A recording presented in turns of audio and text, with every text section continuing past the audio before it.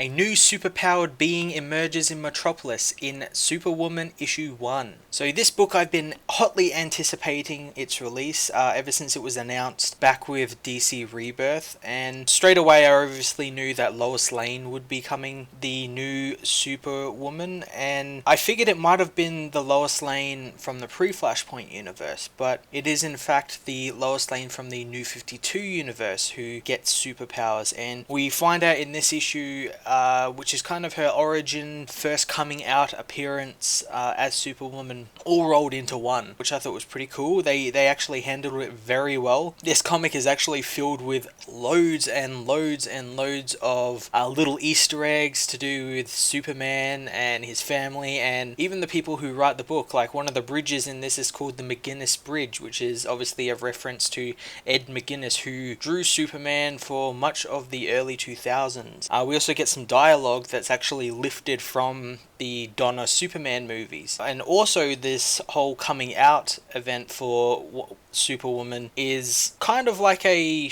retelling of the coming out in Superman, the Man of Steel, written by John Byrne from the 80s, the origin there, where in that one he saves a new experimental aircraft from crashing, and that's sort of like his coming out there, whereas in this one Lois saves a new warship Lex has developed called the Gestalt to sort of deal with stuff, doomsday level events, such as Doomsday destroying the city, which is referenced a lot in this book, and he sort of made it for that, and it ends up getting hijacked and sort of in the bay of Metropolis starts sort of like hitting into things and everything, and it's up to Superwoman to save it. It kind of mirrors that sort of thing, you know, they both save these big new modes of transport and everything, and Superwoman isn't actually the only Superwoman we're revealed to in this issue. We find out that Lana Lang of the New 52 universe has also gained powers. She's gained powers more akin to, I guess, the electric Supermen from the early 90s, you know, the red and blue ones. Her powers are more akin to the red Superman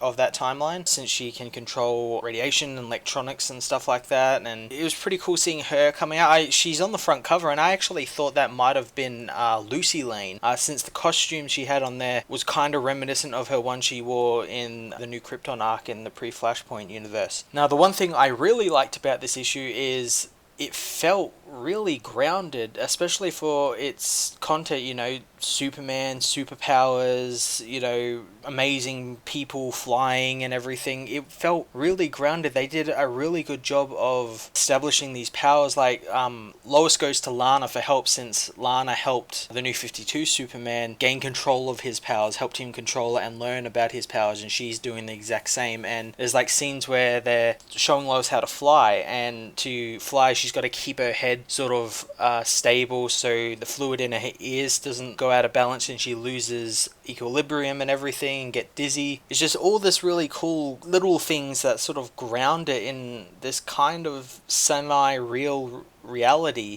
which is kind of makes sense as well because of like who the people we're dealing with. We're dealing with like Lana Lang, who is an engineer and everything. She has like a way to fix everything through her powers now as well, and she even has a job at the Daily Star and everything, and it's this really cool sort of dynamic these two have. They have like this witty banter, as Lois puts it. Yeah, I'm really excited for this series. I think it's going to be a great series. The ending of this, I'm not going to spoil it because it is a little bit of a spoiler, and I don't want to go into that because it really makes you want to pick up the next issue, but it involves a bizarro Superwoman, I believe, or it's the Superwoman from the Earth 3. They're not really too sure. It looks like a bizarro Superwoman because of the skin and everything, but that's as far as I'm going to say about it. But I'm really looking forward to it. I think it's going to be a great series, great companion series, and a great series on its own. I'm going to give this book a 9 out of 10. Hey everyone, thanks so much for watching my latest video. Hope you enjoyed it. While you're here, why not check out another one of my reviews, like and subscribe my channel for more reviews and videos, and follow me on Twitter at Matt_FOS. Thanks guys, and I will see you all next time.